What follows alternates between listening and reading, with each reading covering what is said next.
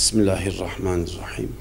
Böyle bir yönetmeliğe müdahale edilmesi ve baş açık girilecek ibaresinin kaldırılması ve orta öğretimde başörtüsünün serbest olması güzel bir aşama. Gelindiği nokta itibariyle gerçekten buna sebep olan, vesile olanlardan Allah razı olsun. Yani bu konu güzel bir adım oldu. Orta öğretimde başörtüsünün serbestiyeti önemlidir. Tamam.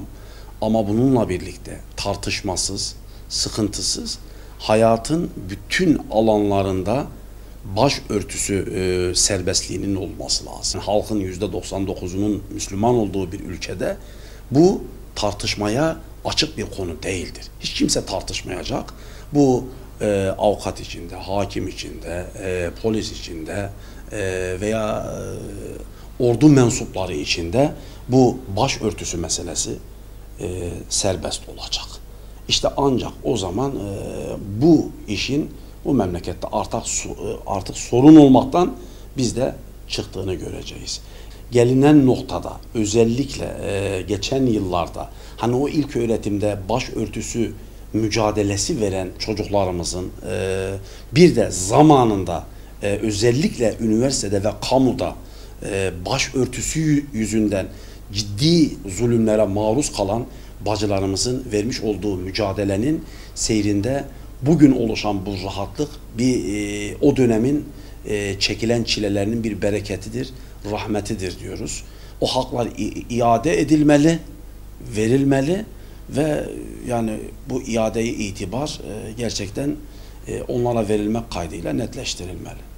Evet. Tesettür Seferberliği platformu olarak özellikle başörtüsü mücadelesi üzerinde ilk öğretimde yani baktık ki mevzuatta en açık yön orada ve oradan hareketle baktık bazı veliler de çocuklarını ciddi manada, ciddi anlamda okula göndermek istiyorlar başörtüsüyle.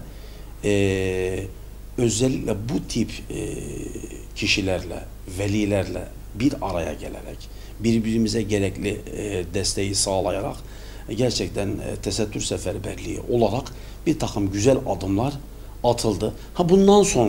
Bundan sonra da şunu ifade ediyoruz. Özellikle hayatın bütün alanlarında bu serbestliğin olması noktasında sivil toplum kuruluşları olarak bir birliktelik oluşturup hükümeti bu konuda biraz sıkıştırmak gerekir diyoruz. Her şeyden önemlisi mevzuattaki, yönetmelikteki yasaklar, yasak olmamalar bir tarafa, bir Müslüman olarak meseleye bakılması lazım. Yani bir Müslüman bu meseleye şöyle bakacak. Kardeşim bu örtü Allah'ın emridir. Benim bu örtüyü, başörtüsünü örtmem gerekir. Bu bir farizadır. Bu farizayı terk edersem Allah muhafaza ahiretimi kaybederim. Bir insanın hani ahiretini kaybettikten sonra hani bütün dünya nimetleri onun olsa, ona verilse ne yazar ki? Utanması gereken, sıkılması gereken kendisi olmayacak. Bizatihi başı dik olması gereken kişi kendisi olacak. Hani Allah Kur'an'da da diyor ya Bismillah, onlar kınayıcının kınamasından asla çekinmezler.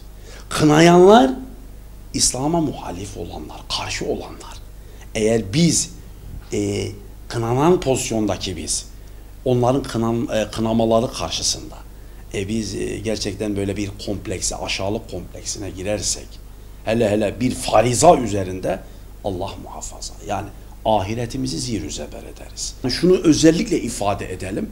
Aslında bu meseleye karşı olanlar sadece bir bez parçasına karşı olmak gibi bir girişimde değiller.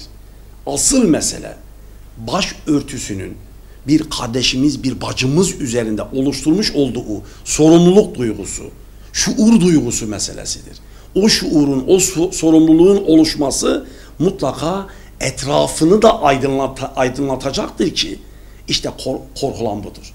Yani başörtülü bir bacımız sınıfına girdiği zaman bir yıl sonrası o sınıftan çıktığında kendiyle birlikte başını örten onlarca kızımız, kardeşimiz ve bacımız olacaktır. İşte korkulan bu.